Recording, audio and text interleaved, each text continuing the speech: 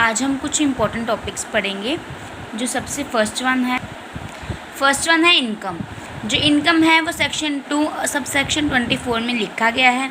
जो इनकम में क्या क्या इंक्लूड होता है, profit and gains, dividend, voluntary contributions, value of any perquisites कौन से होते हैं, बोनस होगी या फिर इसके पर्क्स वगैरह, मतलब अबव द सैलरी जो भी हमें मिलता है उसे पर्क्विजिट्स कहते हैं।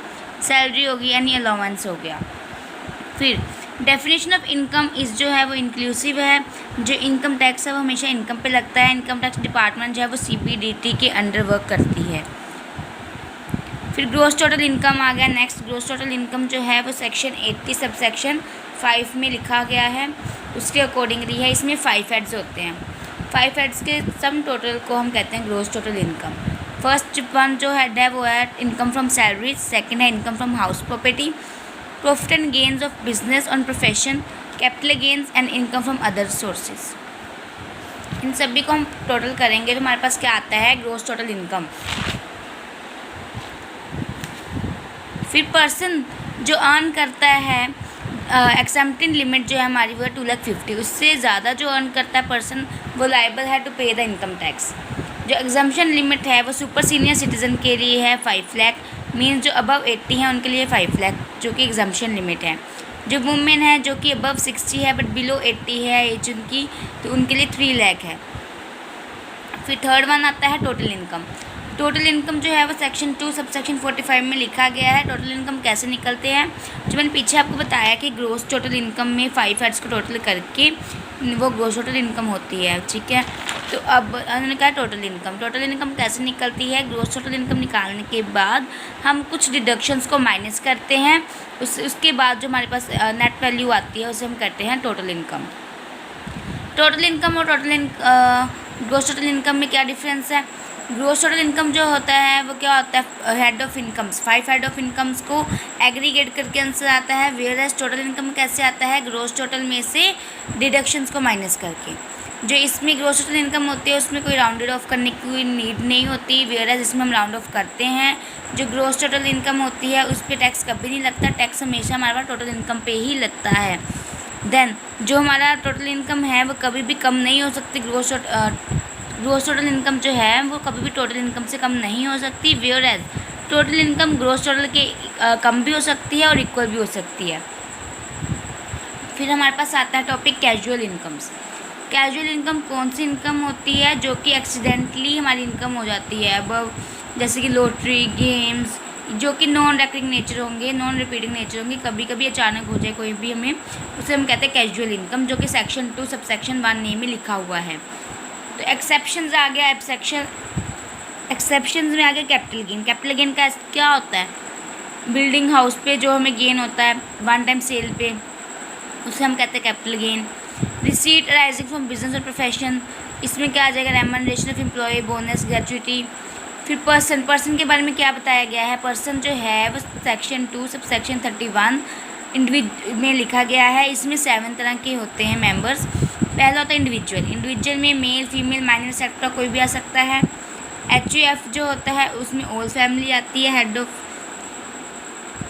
जॉइंट हिंदू फैमिली जो होती है उसमें एक ऑल फैमिली आती है। कंपनी आ जाती है जो कि कंपनी एक्ट के अंदर होती है। फर्म जो होता है वो पार्टनरशिप एक्ट के अंदर होता है। AOP जो होती है एसोसिएशन ऑफ अ पर्सन, वो 2 पर्सन होती है और वो सेक्शन 7 के है। उसके बाद है लोकल अथॉरिटी जो है म्यूनसिपल कॉर्पोरेशन, डिस्ट्रिक्ट बोर्ड के अंदर होती है। BOI जो है मीन्स बॉडी ऑफ इंडिविजुअल, ये सातों जो है वो पर्सन के अंदर आते हैं। सबसे इम्पोर्टेंट आया अब एसएससी कौन होता है। एसएससी मीन्स अ पर्सन जो कि टैक्स पे करने के लिए लाइबल है, या फिर जो भी मनी बनती है उसकी इसके अंदर टैक्स एक्ट के अंदर वो पे करने के लाइबल है, मीन्स इंटरेस्ट, पेनल्टी एक्सेट्रा। कोई भी प्रोसीडिंग अगर चल रही है उस पर उसकी इनकम पे तो भी वो लाइबल होगा, वो भी एसएससी कहलाएगा। अगर कोई भी प्रोसीडिंग चल रही है उस पर लेकिन किसी और की इनकम पे यानी अदर पर्सन की, तो वो भी इस एक्ट के अंडर जो होगा वो एसएससी कहलाएगा। उसके बाद आ जाता है कि proceeding it has taken for assessment of loss. अब अगर कोई लॉस वगैरह हो गया सस्टेन्ड बाय, अगर इससे लॉस हो गया फिर किसी पर्सन से अदर से during a proceeding time period कोई लॉस वगैरह तो भी ये एसएससी कहलाएगा। अगर ये डीम्ड टू बी एसएससी होगा अंडर ये, और एक तो होगा बाय डिफ़ॉल्ट, मीन्स कोई डिफ़ॉल्ट ही बन गया लेकिन वो एक्चुअली में एसएससी नहीं था। मीन्स टू से दैट कि डिफ़ॉल्ट में क्या होता है कि मतलब मैंने पे मतलब करने थे कि टाइम लिमिट में पे नहीं कर पाई तो मेरा डिफ़ॉल्ट हो गया, इसलिए डिफ़ॉल्ट एसएससी कहलाऊँगी। ठीक है, आगे टाइप्स कितनी तरह के होते हैं? टाइप्स 3 टाइप की हैं, normal, deemed and default. Normal जो है वो 5th कंडीशन में जो हमने बताया है, जो भी असेसमेंट ऑफ लॉस होगी सस्टेन्ड होगा वो किसकी, जो भी असेसमेंट ऑफ लॉस होगा वो इसके द्वारा या फिर सच अदर पर्सन द्वारा वो सस्टेन की जाएगी। डीम्ड एसएससी जो हम जिसको मानते हैं एसएससी, और एक डिफ़ॉल्ट एसएससी जिसका बाय डिफ़ॉल्ट वो एसएससी कहलाता है। फिर आता है असेसमेंट ईयर, प्रीवियस ईयर कौन सा होता है? असेसमेंट ईयर जो होता है वो 12 मंथ्स के लिए होता है, from 1 April to 31 March of every year. ठीक है, और एसएससी ईयर वो होता है जिस ईयर में वो टैक्स पे करता है। प्रीवियस ईयर वो होता है जिस ईयर में वो अर्निंग करता है। जो असेसमेंट ईयर होता है वो सेक्शन 2 सब सेक्शन 9 में लिखा हुआ है। प्रीवियस ईयर जो है वो सेक्शन 3 में लिखा गया है। जो मान लो कि इस ईयर में जो ये साल है वो 2022 चल रहा है, तो इस साल उन्होंने पे किया है, मींस कि वो इस साल क्या है उसको, वो ये साल असेसमेंट ईयर है, पिछले साल उसने अर्निंग की होगी, प्रीवियस ईयर वो उसका क्या हो जाएगा, प्रीवियस ईयर हो जाएगा। मींस जिस साल वो अर्निंग करते हैं उसके नेक्स्ट ईयर वो पे करता है टैक्स।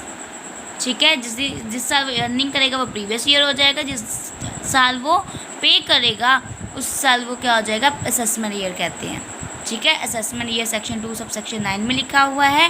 प्रीवियस ईयर जो है वो सेक्शन 3 में लिखा गया है। फिर हमने पढ़ा एसएससी के बारे में, एसएससी के पॉइंट्स है टोटल 8। फिर हमने टाइप्स पढ़ी, 3 टाइप्स ऑफ एसएससीज are there, normal, deemed and default. फिर हमने कैजुअल इनकम के बारे में पढ़ा, कैपिटल गेन के बारे में पढ़ा। पर्सन जो हैं उसके अंडर 7 मेंबर्स टाइप आते हैं, individual, HUF, company, firm, AOP, local authority, BOI. Section 2 sub section 31 में लिखा गया है। फिर हमने total income, gross total income के बारे में पढ़ा। जो ग्रॉस टोटल इनकम होती है वो aggregate of all the heads of income होती है, वेयरएज टोटल इनकम जो होती है वो ग्रॉस टोटल इनकम में से जो डिडक्शंस होती हैं सेक्शन में लिखी हुई 80C और 80U सेक्शन में लिखी हुई हैं, उसके अकॉर्डिंगली ही वो डिडक्शंस माइनस करके जो हमारे पास टोटल नेट आता है उसे हम कहते हैं टोटल इनकम। फिर हमने क्या किसके बारे में पढ़ा, इनकम के बारे में स्टार्टिंग में पॉइंट्स पढ़े थे, इनकम होती क्या है और कौन सा सेक्शन में लिखा गया है। ये कुछ इंपॉर्टेंट 11 पॉइंट्स हैं जिसे हमें समझना होगा अच्छे से। अगर ये पता होगा तो आगे we'll do all the chapters very easily.